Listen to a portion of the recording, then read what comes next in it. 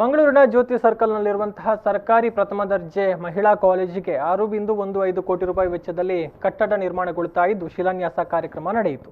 ಈ ವೇಳೆ ನಡೆದಂತಹ ಕಾರ್ಯಕ್ರಮವನ್ನು ಗಣ್ಯರು ದೀಪ ಬೆಳಗಿಸುವ ಮೂಲಕ ಉದ್ಘಾಟಿಸಿದರು. ಇದೇ ವೇಳೆ ಪ್ರಥಮ ವರ್ಷದ ಪದವಿ ವಿದ್ಯಾರ್ಥಿನಿಯರಿಗೆ 235 ಲ್ಯಾಪ್ಟಾಪ್ಗಳನ್ನು ಸಾಂಕೇತಿಕವಾಗಿ ವಿತರಣೆ ಮಾಡಲಾಯಿತು. ಕಾರ್ಯಕ್ರಮದಲ್ಲಿ ಮಂಗಳೂರು ದಕ್ಷಿಣ ಕ್ಷೇತ್ರದ ಶಾಸಕ ಡಿ ವೇದವ್ಯಾಸ್ ಕಾಮತ್, ಪಾಲಿಕೆ ಮೇಯರ್ ದಿವಾಕರ್ ಪಾಂಡೇಶ್ವರ, ಸ್ಥಳೀಯ ಕಾರ್ಪೊರೇಟರ್ ವಿನಯರಾಜ್, ಕಾಲೇಜು ಶಿಕ್ಷಣ ಇಲಾಖೆಯ ಜಂಟಿ ನಿರ್ದೇಶಕರಾದ ಅಪ್ಪಾಜಿ ಗೌಡ, ಕಾಲೇಜಿನ ಪ್ರಾಂಶುಪಾಲರಾದ ಜಗದೀಶ್ ಬಾಳ ಮತ್ತಿತರರು ಉಪಸ್ಥಿತರಿದ್ದರು. ಈ ಬಸ್ ಸ್ಟ್ಯಾಂಡಿನ ಈ ಕಾಲೇಜಿನ ಹೊರಭಾಗದಲ್ಲಿ ಹಲವಾರು ವರ್ಷಗಳಿಂದ ಪೆಂಡಿಂಗ್ ಇತ್ತು.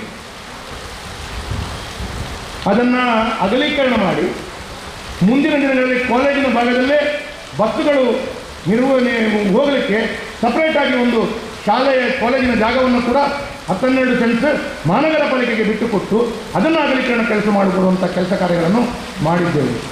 ಯಾಕೆ ಮಾಡಿದ್ದೇವೆ ಅಂತ ಹೇಳಿದ್ರೆ, ಕಾಲೇಜಿನ 12 ಸೆಂಟ್ಸ್ ಜಾಗವನ್ನು ಬಿಟ್ಟು ಉಳಿದ ಜಾಗದಲ್ಲಿ ಈ ಉನ್ನತ ಶಿಕ್ಷಣದ ಇಲಾಖೆಯಿಂದ ಬಂದಂಥ ಈ ಒಂದು ಕಟ್ಟಡ 6.15 ಲಕ್ಷ ರೂಪಾಯಿ ಕಟ್ಟಡವನ್ನು ಕಟ್ಟಿ ಮಾಡುವಂಥ ಕೆಲಸ ಕಾರ್ಯಗಳಲ್ಲಿ ಅದನ್ನು ಸ್ಮಾರ್ಟ್ ಸಿಟಿ ಮುಖಾಂತರ ಜೋಡಿಸುವಂಥ ಕೆಲಸ ಕಾರ್ಯಗಳನ್ನು ಮಾಡಿ ಮುಂದೆ ವಿದ್ಯಾರ್ಥಿಗಳು ಆ ಬಸ್ ಸ್ಟ್ಯಾಂಡಲ್ಲಿ ನಿಂತಾಗ ಎಲ್ಲೋ ಮಾರ್ಗದ ಮಧ್ಯದಲ್ಲಿ ನಿಲ್ಲಬಾರ್ದು.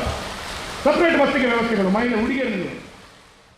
ವಿದ್ಯೆ ಮತ್ತು ಲಿಟ್ರಸಿ ಅದಕ್ಕೆ ವ್ಯತ್ಯಾಸ ಇದೆ. ಹೈಲಿ ಲಿಟ್ರೇಟ್ ಪರ್ಸನ್ ಅಂತ ಹೇಳಿದರೆ ಅವನಲ್ಲಿ ಡಬಲ್ ಡಿಗ್ರಿ ಇರ್ಬೋದು, ಟ್ರಿಪಲ್ ಡಿಗ್ರಿ ಇರ್ಬೋದು, ತುಂಬ ಡಿಗ್ರಿ ಸರ್ಟಿಫಿಕೇಟುಗಳನ್ನು ನಾವು ಹೊಂದಿರ್ಬೋದು.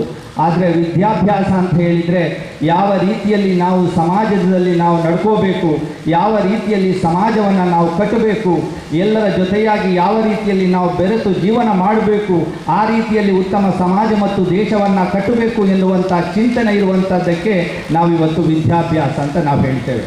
ಮಕ್ಕಳು ಇದರ ಬಗ್ಗೆ ಬಹಳ ಚೆನ್ನಾಗಿ ಸ್ವಲ್ಪ ಅಧ್ಯಯನ ಮಾಡುವುದು ಉಚಿತ ಅಂತ ಈ ಸಂದರ್ಭದಲ್ಲಿ ನಾನು ನೆನಪಿಸಲಿಕ್ಕೆ ಹೇಳಲಿಕ್ಕೆ ಇಷ್ಟಪಡ್ತಾ ಇದ್ದೇನೆ. ಇವತ್ತು ನಾರಾಯಣ ಗುರುಗಳ ತತ್ವ ಆದರ್ಶ ಏನಿದೆ, ಇವತ್ತು ವಿವೇಕಾನಂದ ಸ್ವಾಮೀಜಿಯವರ ತತ್ವ ಆದರ್ಶ ಏನಿದೆ, ಮಾನವ ಧರ್ಮವನ್ನು ಈ ಒಂದು ಲೋಕಕ್ಕೆ ಸಾರಿದಂಥ ಮಹನೀಯರವರು, ಆ ಒಂದು ಮಾನವ ಧರ್ಮ ನಮ್ಮಲ್ಲಿ ಇಲ್ಲ ಅಂತ ಹೇಳಿದರೆ ಖಂಡಿತವಾಗಿ ಕೂಡ ನಾವು ಮಾನವ ಕುಲದಲ್ಲಿ ಮಾನವನಾಗಿ ಹುಟ್ಟಿ ಯಾವುದೇ ರೀತಿಯ ಒಂದು ಏನು ಅದರಿಂದ ಪ್ರಯೋಜನ ಇಲ್ಲ ಎನ್ನುವಂಥದ್ದನ್ನು ನಾನು ಅರಿತುಕೊಂಡಿದ್ದೇನೆ.